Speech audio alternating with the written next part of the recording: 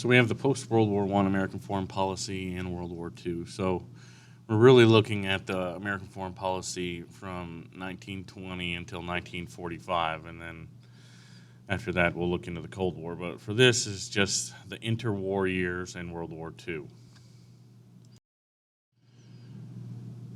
The beginning part of the 1920s, America is so tired of war, and actually really the rest of the world is, that they have all these great meetings where they try to get rid of war.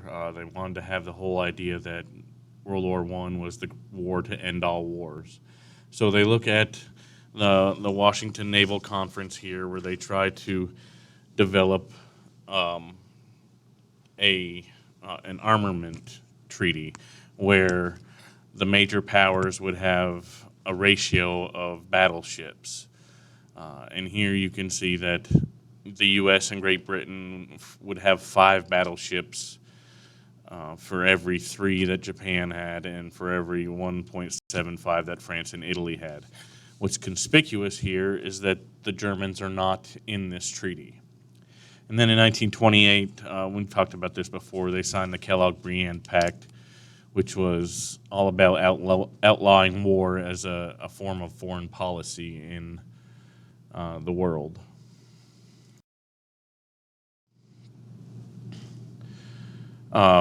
Their economic policy had a direct influence on their foreign policy.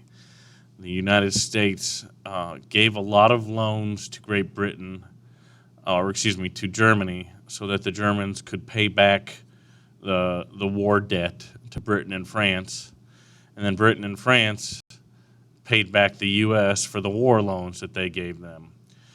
So it's almost as if the United States was paying themselves. Hoover takes office in 1929 and continues this policy of non-intervention, isolation. Particularly important here is the Stimson Doctrine, where the United States said that they would not recognize any territorial changes that were created by force. And this was in direct response to Japan invading Manchuria, the northeastern province of China, and taking that over. So here we start to see the antagonism between the United States and Japan really begins in 1932. After Roosevelt takes office, they're dealing with the Depression, but he's the president, and he has to deal with foreign policy. And a big part of his foreign policy was the good neighbor policy, where he tried to create more peaceful relations with places like Mexico and Latin America. He also tried to create reciprocal trade agreements with European countries. And this was a big part of what pulled the United States out of the Great Depression, is that they decided to trade with other countries. That way, American companies are selling their goods.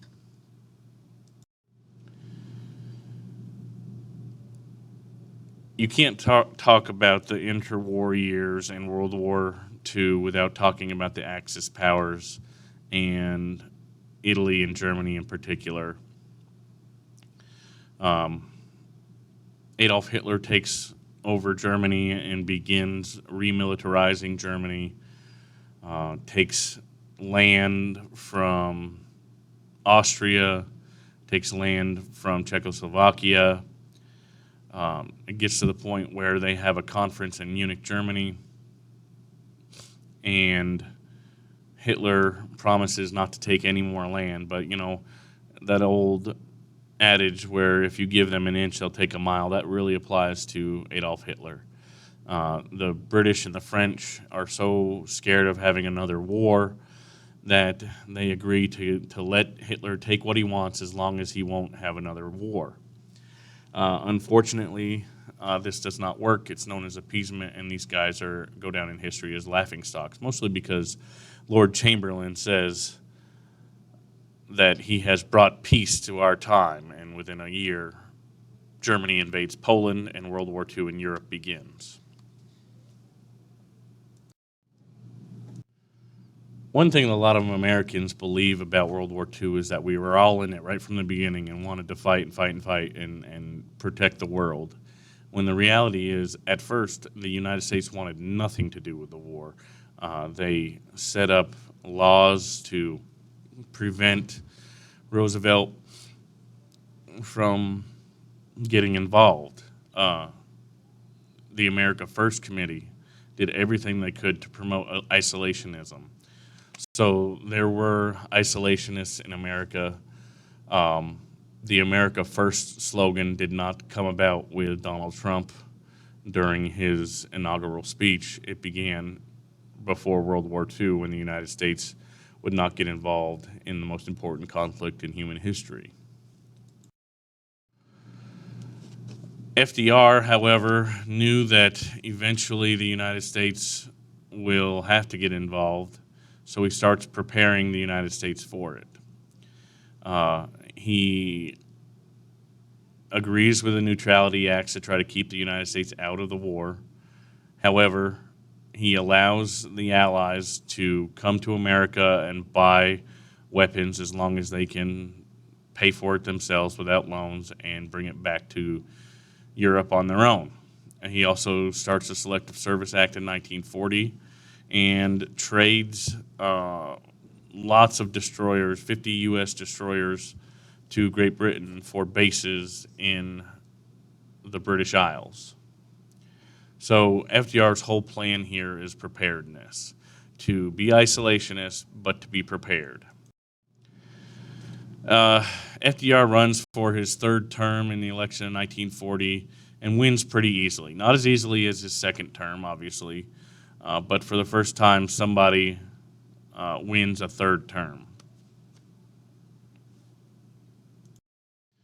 FDR, in what is technically his State of the Union speech in January 1941, lists the four freedoms that Americans believe they need to have, and that is the freedom of speech, the freedom of worship, the freedom from want, and the freedom from fear.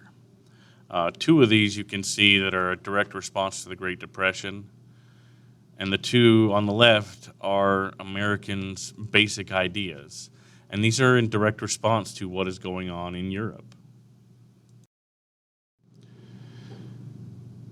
In 1941, the United States passes the Lend-Lease Act, and this pretty much puts it all on Great Britain and the Allies. The United States provides weapons to China, Australia, New Zealand, Russia, but most of their arms end up going to Great Britain. It's not really neutrality anymore. The United States becomes what is known as the arsenal of democracy. This is what FDR calls the Lend-Lease Act. He says, we'll provide the tools, you guys fight the war. The idea being that America would be the gun cabinet for the Allies. He also meets secretly with Winston Churchill, and they draft the Atlantic Charter. This would become the blueprint for the United Nations after the war.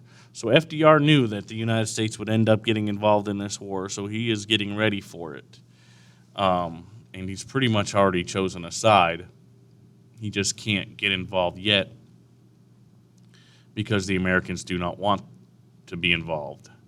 And it would take something pretty drastic for American public policy or public opinion to go for going to war.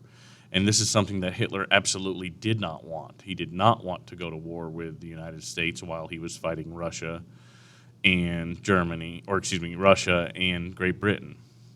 However, the Japanese kind of forced their hand.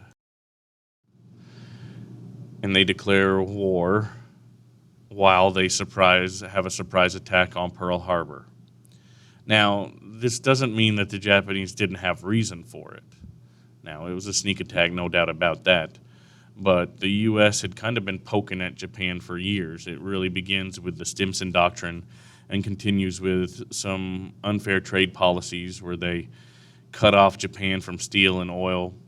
And for a small country like Japan that didn't have a lot of resources, steel and oil were extremely important. And if they were not allowed to trade for it, they were going to have to take it. And that's what they did. They knew that they would have to fight the U.S. eventually, so they decided to try to knock the U.S. out of the Pacific as early as possible.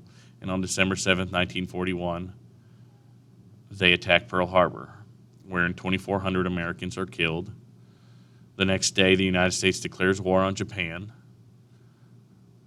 Germany and Italy, in recognition of the Axis Powers Pact, declare war on the United States. Within the next year, Germany invades the Soviet Union, and we have full-blown World War II, with the U.S., Great Britain, and the Soviet Union fighting Germany, Italy, and Japan. And it's important to know here that the bulk of the fighting in Europe is done by the Soviet Union.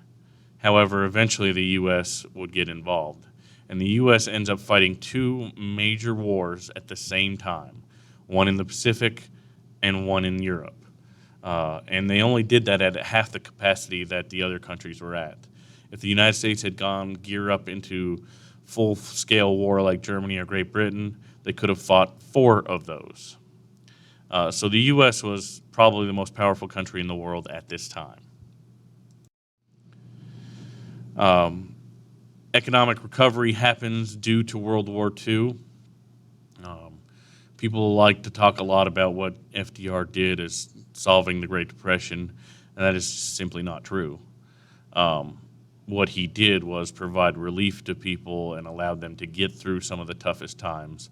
But World War II ended the Great Depression. The United States government puts billions of dollars into building up their war capacity. This allows factories to open, gets new jobs for people. And if you look at the national debt here at the bottom, you can see the huge increase in national debt up to 1945. And that is due to fighting World War II. Again, a more charts to show how World War II changed everything.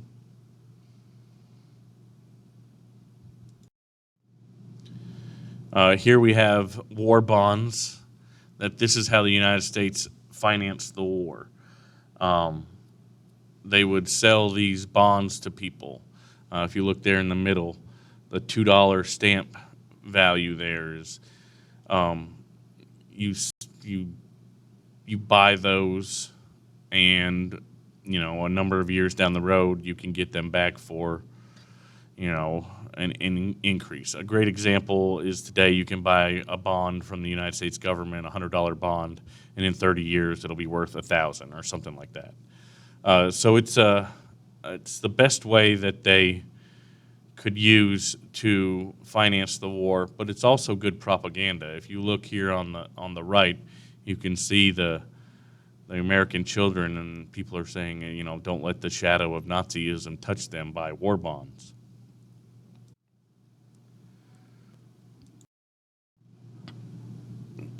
Here's some more propaganda.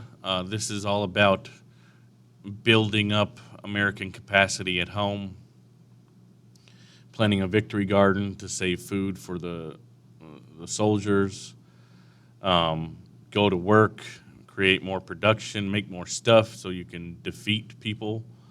The top right one here is wonderful. It says, America is the loser too when avoidable accidents stop production. So be careful, but keep producing.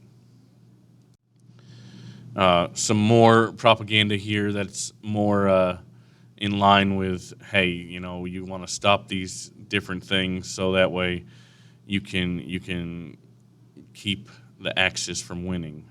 Enemy ears are listening, so don't be talking about what you're doing. Don't be talking about troop movements and all these things. Loose lips think ships. So this is propaganda from the Office of War Information. The Office of Censorship. Again, bits of careless talks are pieced together by the enemy. Everybody is really worried about espionage during this time. Don't talk about the war. It'll save lives. The price administration. This set prices for how much people could spend on food, and they weren't allowed to buy all the food that they wanted. You can see ration cards here in the bottom right. Creating a carpool, because it says if you ride alone, you ride with Hitler because you're wasting gas. Women were especially important to the war effort. Many of them joined the armed forces as part of the waves or the WACs, and these were the women that were fighting in the war by being nurses and everything. The Rosie the Riveter character comes about during this time. Incidentally, the Rosie the Riveter character, one of the women that was a model for this was a woman who was from Science Hill, Kentucky. So you can see women were extremely important to the war effort because most of the men were gone.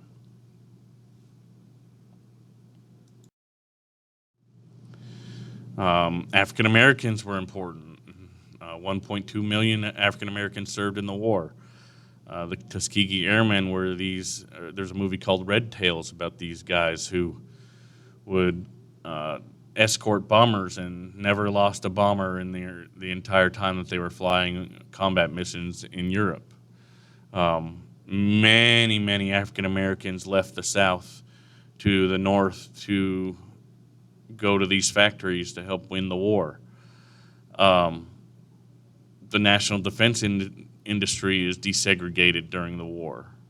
So a lot of these civil rights movements that we'll see in the 1960s get their seeds in the 1940s when everybody says, hey, we need to all work together. Otherwise, we're helping Hitler win. Unfortunately, things did not go so well for the Japanese Americans. People who were third or fourth generation Japanese Americans were taken from their homes and put into these concentration camps. Now, America calls them internment camps, but they were really concentration camps. The Americans were concentrating. So the Japanese are put into these concentration camps with Executive Order 9066, and Americans kind of forget about them. The Japanese Americans did go to court, but the Supreme Court ruled that these camps were constitutional as long as it was during wartime. However, since then, the U.S. Congress has apologized to the Japanese immigrants, Japanese Americans, and begun paying some reparations for the lost property. Other minorities in World War II, Mexicans had involvement in it with the Braceros program. However, there were some riots over a lot of the discrimination in the workplace. Native Americans enlisted in the government. In fact, in the Pacific, the Navajo people created a code that was used by the military that the Japanese just could not crack because it was a completely different language. Roosevelt runs for re-election in 1944. His big slogan was, don't switch horses in the middle of the stream. Here we are in the middle of a war. Don't be changing things. So he wins an unprecedented fourth term. The success in the war boosts his popularity enough to continue fighting, to continue winning by large shares. So Roosevelt is elected to his fourth term. So the European theater, the main thing you guys need to know here are the turning point battles. The turning point battle in the European theater or the Atlantic theater is in the east is the Battle of Stalingrad, where the Soviets begin pushing Germany back into Poland and Germany. The United States gets involved in the European theater with Operation Torch when they invade North Africa, where they end up fighting the first Axis powers in Europe. A little known fact, the first Axis soldiers that they fought were not German or Italian, they were French. in North Africa. The U.S. and Great Britain take North Africa pretty easily and begin planning Operation Avalanche, the idea being to invade Italy and attack Germany from the south. The Italians end up surrendering, so the Germans send troops to prevent the Americans from invading from the south. So the Americans and the British and the Canadians turn their attention to northern France, and they begin planning Operation Overlord, or D-Day, on June 6, 1944, which is the invasion of Europe. They successfully land at Normandy and begin pushing the Germans back towards the German border. The Germans save up everything and try one last ditch battle, the Battle of the Bulge. They're ultimately unsuccessful and actually hastens the end of the war because they use so many supplies that they can't stop the Americans and the British anymore. Europe, the war in Europe ends on VE Day, May 7th, 1945.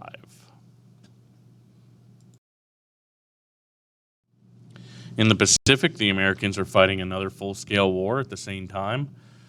The turning point here is the Battle of Midway. Once the U.S. can force the Japanese out of Midway, they have a base to begin an island hopping campaign, and this is crucial. This is their strategy. The idea being to hop from island to island to island until they get close enough to Japan to begin direct bombing. And that's really how the war ends up going. But the Japanese, of course, do not give up without a fight. Every island that the U.S. tries to take is contested heavily by the Japanese, to the point where at Iwo Jima and Okinawa, so many Americans were killed or wounded that they began to have serious doubts on whether they could invade Japan itself. So the United States and President Truman, President Roosevelt had died by this point from exhaustion and old age pretty much.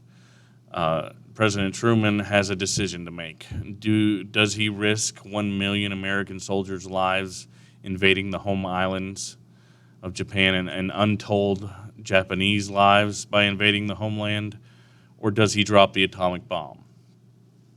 The atomic bomb is developed by the Manhattan Project, and on August 6, 1945, they drop the first atomic bomb on Hiroshima. And you can see the casualties here. After they drop the atomic bomb, they tell the Japanese, "You need to surrender or this is going to happen again." And the Japanese say, all right, we're done. No more, we can't, we're not gonna fight anymore. Just please don't kill our emperor. Emperor was considered to be a very religious figure in Japanese culture. And the Americans said, no, that is a condition and we want unconditional surrender. So they drop another atomic bomb on August 9th. The Japanese immediately give up and sign a surrender on September 2nd, 1945, which ends the war.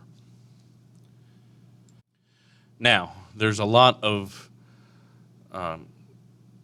debate about whether the United States needed to drop either bomb, but there's especially a lot of debate on whether they absolutely had to drop the second bomb.